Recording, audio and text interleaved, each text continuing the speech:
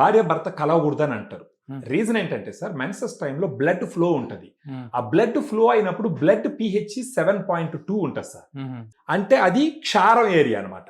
అప్పుడు bad bacteria అంతా ఒక్కసారిగా గ్రో అవుతుంది. అప్పుడు గాన భార్య భర్త కలుసుకుంటే ఈ బ్యాడ్ బ్యాక్టీరియా భర్తకు కూడా ట్రాన్స్ఫర్ అవ్వడం వల్ల వాళ్ళకి ఇన్ఫెక్షన్స్ వస్తాయి అని అంటారు అనమాట. అలాంటి సమయంలో కూడా ఫెమిడిలైట్ వాడినామంటే దాన్ని యాసిడ్లోకి తీసుకురావడానికి ప్రయత్నిస్తుంది. సో మామూలు ఇంకోటి ఏంటంటే, ఈ వెజనల్ ఇన్ఫెక్షన్స్ తట్టుకోలేక యాంటీబయాటిక్స్ వాడతాం. ఏదో ఒకసారి 2 సార్లు యాంటీబయాటిక్స్ వాడితే ఓకే, కానీ రిపీటెడ్గా యాంటీబయాటిక్స్ వాడుతూ ఉంటే బాడీలో ఉండేటటువంటి బ్యాక్టీరియా రెసిస్టెన్స్ డెవలప్ చేసుకొని కొద్ది రోజులకు నువ్వు 500 డోస్ ఇస్తే పని చేయదు, 1000 ఇవ్వాలా. అదే యాంటీబయాటిక్స్ ఇస్తే పని చేయదు, ఇంక 4 రకాల యాంటీబయాటిక్స్ వాడాలా. ఇదంతా ఏమవుతుందంటే సైడ్ ఎఫెక్ట్స్. యాంటీబయాటిక్ రెసిస్టెన్స్ వచ్చిందంటే అది ప్రాణాంతకంకు పోతుంది. ఇంకొకటి వచ్చేసి వెజనల్ వాషెస్ వాడతారు.